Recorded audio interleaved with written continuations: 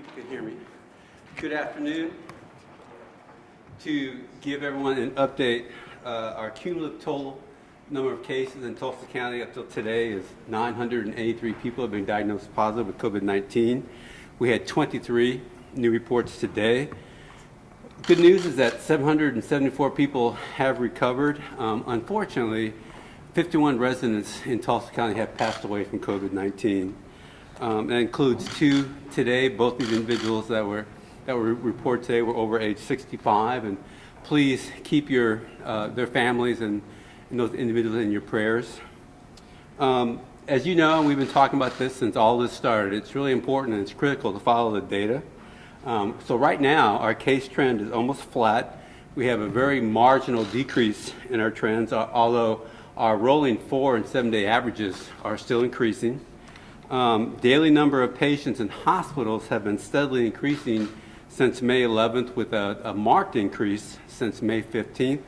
But bottom line is that at this time, those levels remain manageable by our hospital systems. And if you want to look at all the data, please get the Tulsa Health Department COVID page website. We're very transparent, and all the information that you need should be on that dashboard.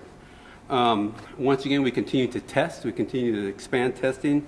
Anyone who wants to test can get tested at the health department. Make an appointment. Call us at 918-582-9355. This month, Oklahoma set a goal to test 90,000 people in May. Tulsa Health Department worked collaboratively with Oklahoma City County Health Department and the Oklahoma State Department of Health in a unified command on COVID-19 response. And together, our agencies, working with our local hospital and healthcare systems and long-term care facilities, have exceeded that 90,000 goal, and we've tested over 118,000 people just in May for the state. We will be offering free COVID-19 testing in North Tulsa next Friday on June 5th during the Unity and Community event taking place at the 36th Street North Event Center. We'll be set up next door with tents in the parking lot of the Greater Union Baptist Church offering COVID-19 testing from 4 to 7 p.m. No appointments necessary. You can walk up or drive through.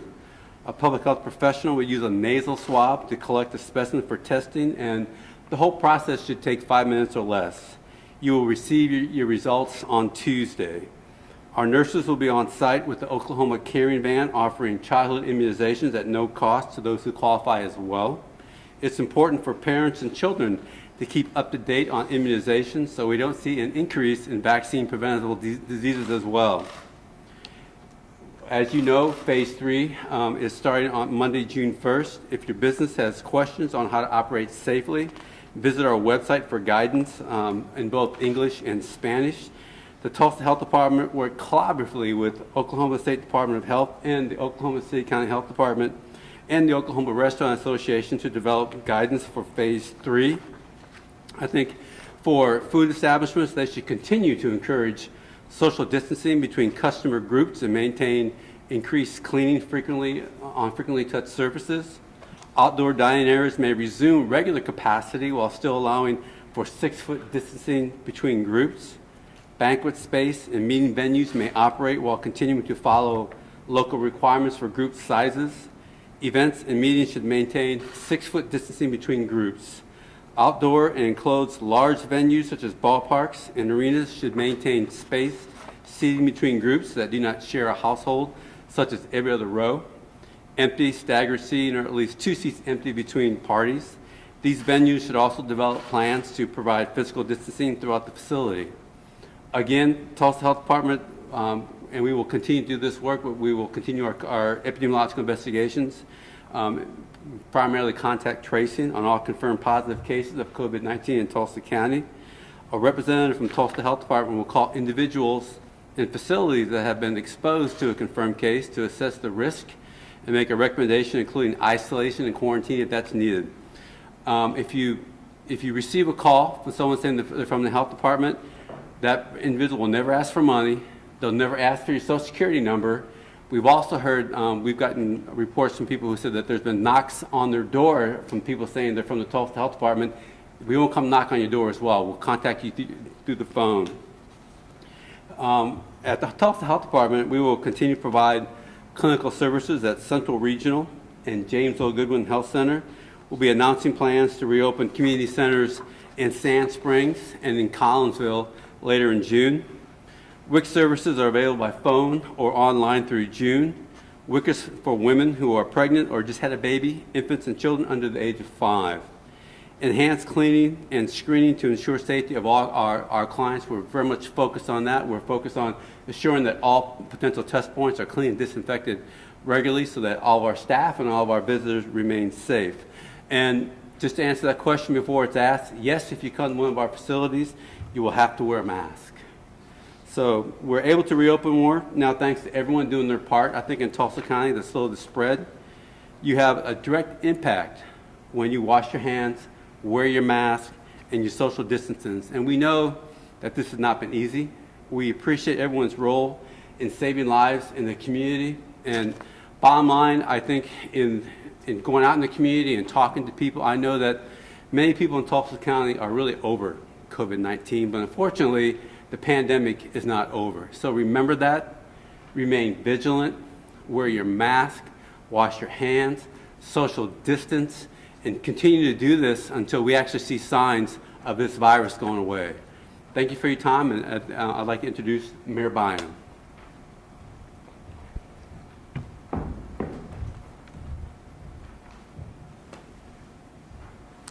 Thank you, Dr. Dart. As the governor announced in the last hour or so, we will commence phase 3 in the state of Oklahoma beginning June 1st. And I will sign an updated executive order later today that mirrors the state's guidelines in that regard.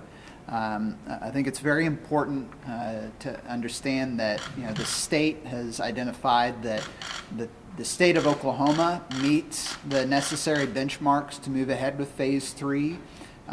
Fortunately, as was the case with phase 2, in Tulsa we also meet those benchmarks. So this isn't a case of us being out of lockstep with the state. Again, the key for going into phase 3, as the state's defined it, is hospital capacity. I checked in just this morning with the leaders of each of our major hospital systems in the community.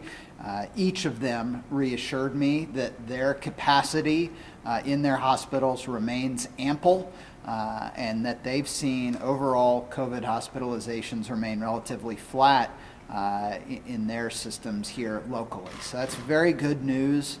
And again, I can never thank the citizens of Tulsa enough for doing the hard work in the early going of this pandemic in our community that allowed our hospital systems to create the capacity and obtain the equipment that they need to handle this event the right way. And that's what's allowing us to go through and conclude phase 2 now and to move on to phase 3. Now, what does phase 3 look like in Tulsa? How does that change? Well, first, the state continues to provide what I think are really useful guidelines that any industry, and they've broken them down by industry and by event type, and you can identify those at okcommerce.gov. You can go on to the state's website at okcommerce.gov, and they have their overall guidelines for different facets of your life and also for different industries and different events that may be held. For us at the City of Tulsa, most of our employees have remained out in the field throughout this event. In my mind, that's one of the things that's so extraordinary about the public servants that we have that are working at the City of Tulsa. They've continued to be out in the field, fighting crime, responding to medical emergencies, keeping our streets fixed, fixing our water lines. And so many of them have continued to do the work that can't be done from home. You can't do any of that stuff in remote work. You have to be out in the field and doing that, and they've continued to do that. But we have about 1,000 employees at the City of Tulsa that have worked remotely throughout this event, and they will return to work on Monday, on June 1st. And we've put in systems in place at our various city facilities to make it safe for them to do so. It's important that as we move into phase 3 and the the state's additional guidelines that they're putting in place, that everyone, as Dr. Dart said, needs to remain vigilant. We're continuing to do really a nationwide, city-by-city experiment in how we can get as close to life as we knew it pre-pandemic while doing so safely. And each community, you think about the term that the Founding Fathers used about creating laboratories of democracy. You absolutely see that in effect right now in states and cities all around our country, as different states and cities are at different stages of this reopening process. For us in Tulsa, it's so important that we continue to be smart about how we go about our lives while we try to re-engage so many of those aspects of our lives that we weren't able to participate in over the last couple of months. And the data continues to show that Tulsans are being smart. I mean, the fact that our overall trajectory rate, while it did increase over the last several weeks, as was to be expected, it wasn't a sharp increase, and our hospitalization rate remains relatively flat. That is due to Tulsans and people in the Tulsa metro area being smart about how they go about their lives and taking those precautions that protect themselves and their neighbors. For our parks, that's probably one of the areas at the city government that is most outward facing, that we've had to have the most restrictions around.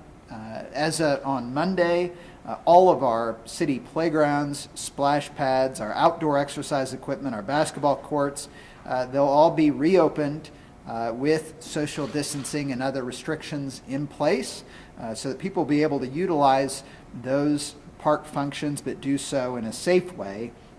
The community centers and specialty centers like Oxley Nature Center and Waterworks will also reopen with updated hours on Monday, on June 1st.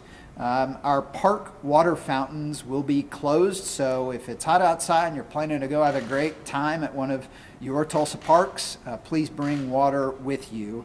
Our pools will remain closed, but at this point that is not a public health decision, that is a budgetary one as we navigate the fiscal impact of this event, as well as international issues relative to the energy industry that are impacting our local economy. Starting in June, utility bill collections will resume through a phased approach.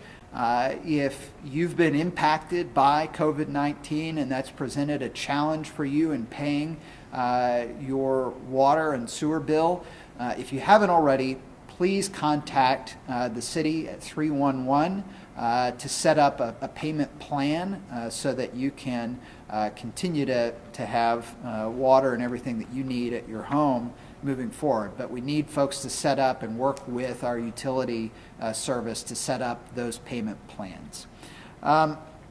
Lastly, I really want, this isn't COVID related, but I really, just on behalf of all the citizens of Tulsa, I want to thank all the first responders in this region over the last week who gave everything they had to find those kids. It's been, I thought both Chief Franklin and District Attorney Kunzweiler said it so well earlier.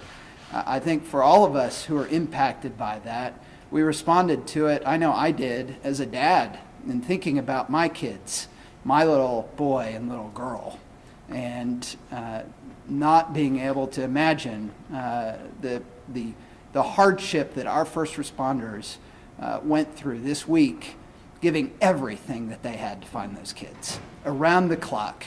Didn't matter what jurisdiction they were from, didn't matter which city or county or law enforcement agency they were with, they all stepped up to try and help save those kids' lives.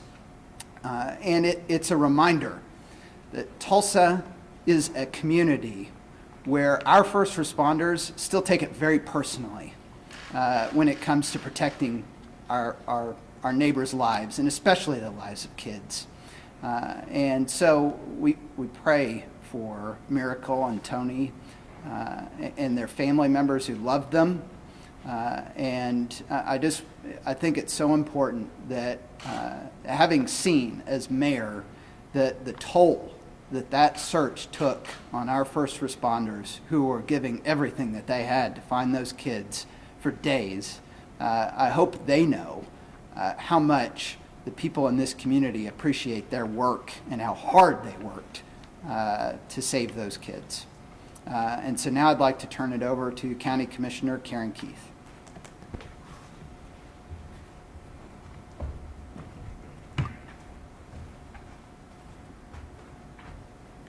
Thank you, Mayor.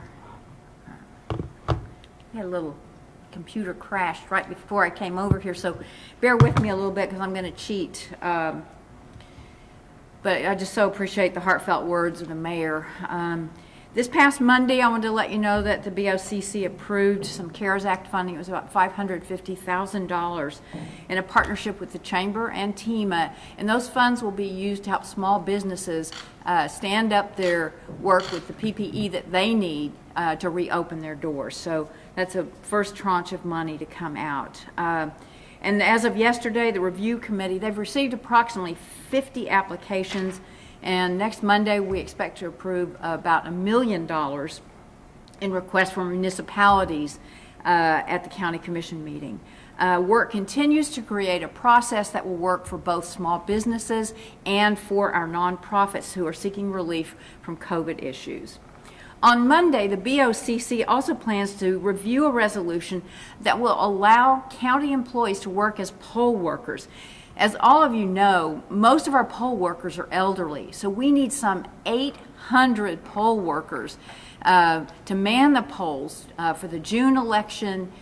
We've got 3 elections coming up, including the November election, which is huge.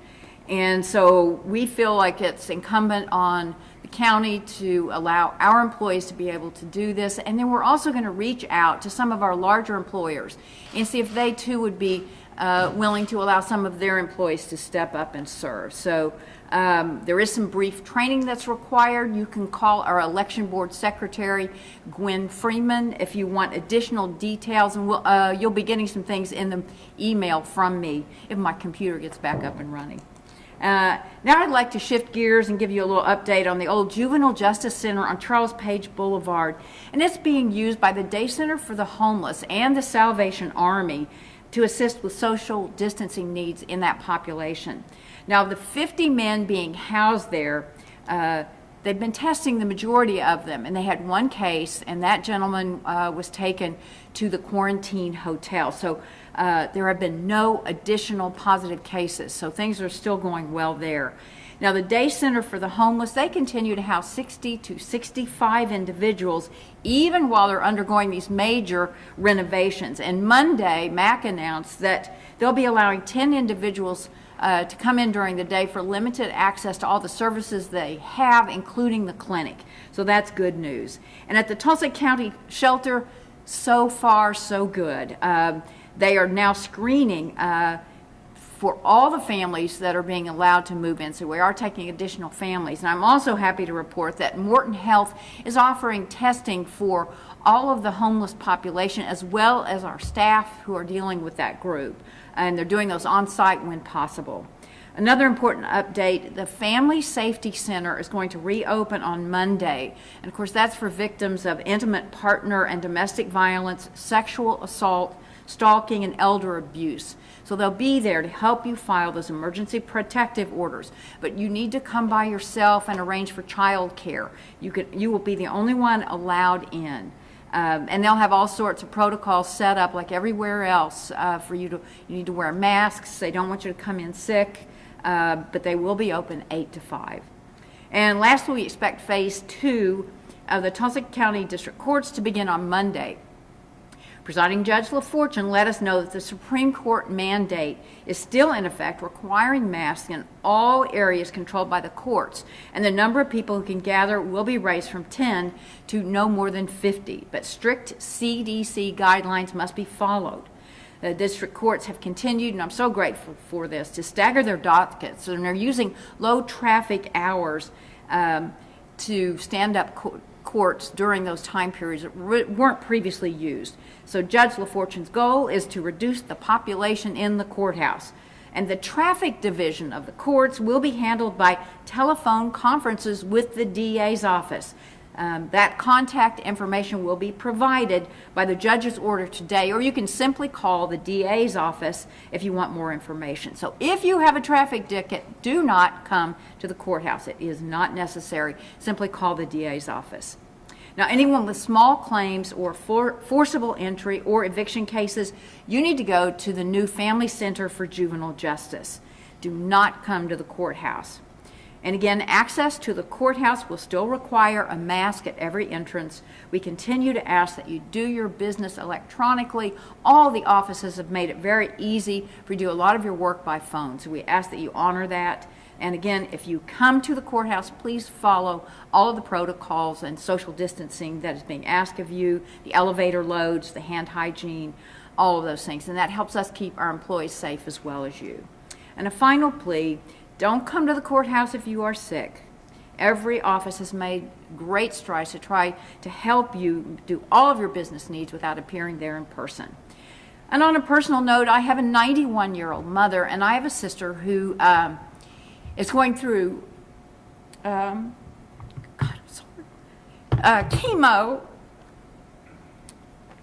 and radiation. And I need you to wear your masks in public. It's a really simple request. It keeps everybody around you safe. It's not about you. It's about everybody around you. So, wear your mask. Thanks. Any questions now? Is that how you take off the dark? Take off the dark?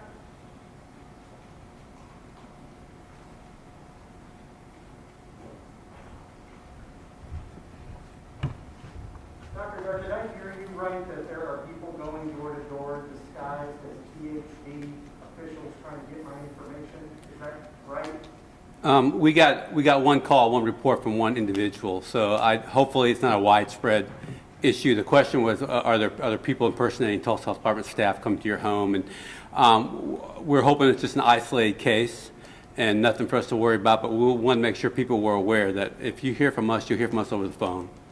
Are the testing centers that have been set up, right, are those just going to continue indefinitely because COVID is still out there? So we had a question about our testing. We're currently in the process of creating a long-term testing strategy, so we can really figure out what the penetration is of COVID in our community. So we will hopefully finalize that plan in the next 2 weeks, which might look probably different than it does today, but testing will still be here in Tulsa County for probably quite some time.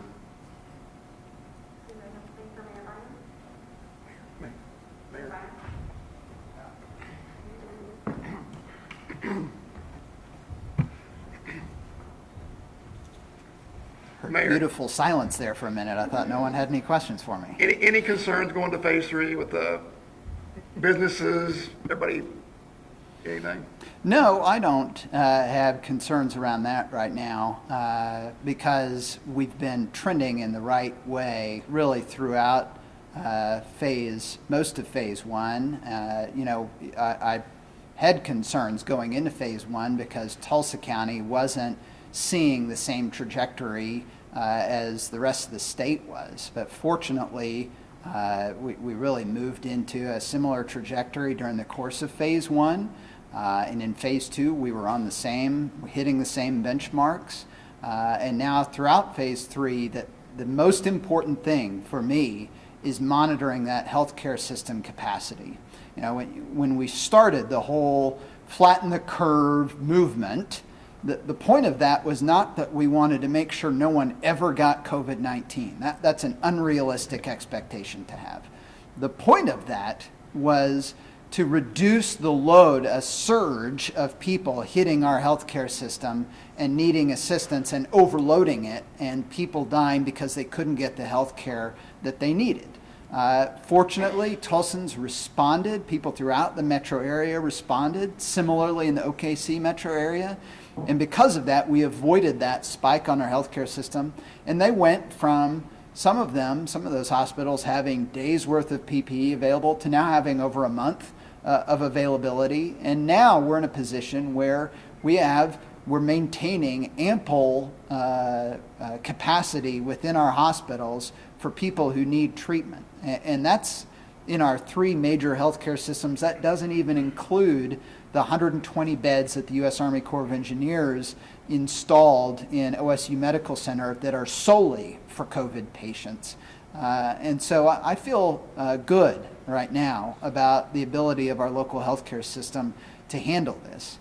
But it's still, there's only so much responsibility that business owners and public spaces can take on.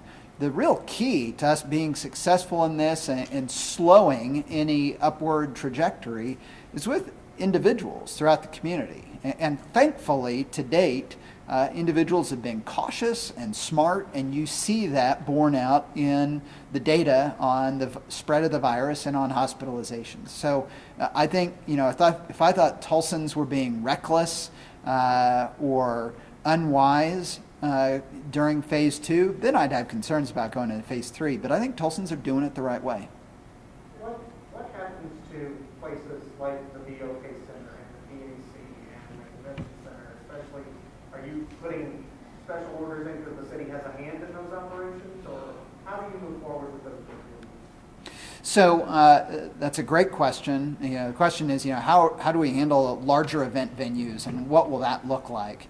I think there are two different ways to look at that. One is just purely from a regulatory standpoint, and the state, in their guidelines that they're issuing, that they include how to approach different special events and larger events and precautions that should be put in place. That reminds me, one thing I forgot to mention earlier is that we will start special event approvals again as of June 1st moving forward. But in each of those, we're going to want to know what precautions those special event holders are going to put in place to be safe and smart for people. Now, the other dynamic, which we have no control over from a regulatory standpoint, but is equally important, are just sheer market dynamics. When it comes to like the BOK Center, everything I'm hearing from concert promoters is that they don't expect any significant concert tours to really go into effect probably through the balance of this calendar year.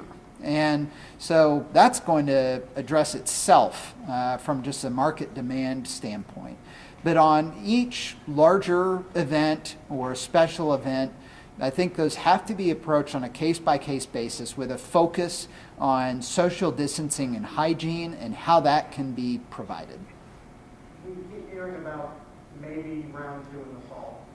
When does the moment come for you to pull the trigger again and us to go back in our houses?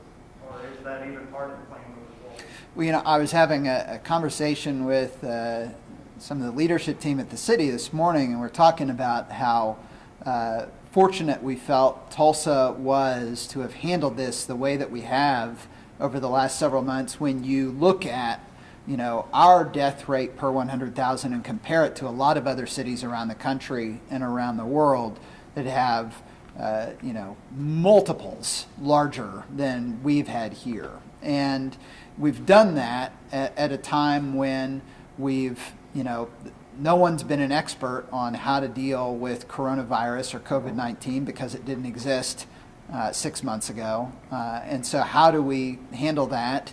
And how do we deal with the first real global pandemic that our city has had to deal with since the Spanish flu over 100 years ago? And the real answer to that is that we are so fortunate to have independent professional experts at the Tulsa Health Department that give us that local expertise and guidance and help us know what the smart thing to do is for Tulsa, not for the whole state or the whole country or the world, but based on the realities on the ground here in Tulsa, what should we be doing? And I've relied on that guidance throughout this event. I'm not going to cease relying on that guidance as this event continues. Because this event, phase 3 doesn't mean that coronavirus is over. Dr. Dart made a great point earlier. It continues. It's just the way we're going to go about our lives in the midst of this pandemic. We're going through phases of change during that. So moving forward, I will continue to rely on the guidance of the Tulsa Health Department and the experts that we have there. And then, as I mentioned a moment ago, the number one thing that I'm focused on is the capacity of our healthcare system to handle this. And so, if we do have another a wave, as some are saying we might at some point before a vaccine's readily available, then that's going to be who I continue to consult with and talk with about whether or not they feel like they can handle that wave or not. Fortunately, though, our healthcare system now knows what they're dealing with and can prepare accordingly. Whereas, at the outset of this, we were all being hit by a brand new virus that, we were very fortunate here in Tulsa and in Oklahoma to have about a 2 to 3 week lag time between when it hit the coastal United States and when it got here. And that allowed us to prepare and take action that I think saved a lot of lives in our community. But moving forward, our healthcare system will be able to prepare and have more time to prepare than they did in this particular instance. Anything else for Commissioner? Mayor, any concerns about protests this weekend? Oh no! I mean, we have a free country, and one of the key things that is part of that is freedom of speech. And if people need an outlet to make their voice heard, then a peaceful protest is about as American as it gets. Now, what I think that we have not had historically here in Tulsa, and it always bothers me when you see like the events that happen in Minneapolis overnight, or there's concern about it happening in other cities around the country. People start saying, well, what if that happens in Tulsa? My response to that is always, historically in Tulsa, the black Tulsans have not been the instigators of riots here. They've been the victims of them. And so let's keep that in mind as we're fretting about what may happen when we see things that are happening in other cities around the country. What I do hope for this weekend, though, is that all Tulsans can take a moment and really reflect on what can happen, even here in Tulsa, when anger is allowed to escalate to lawlessness and violence, and the lives that can be lost as a result of that, and the lives that were lost here. And we have so much work to do as a community, even 99 years later.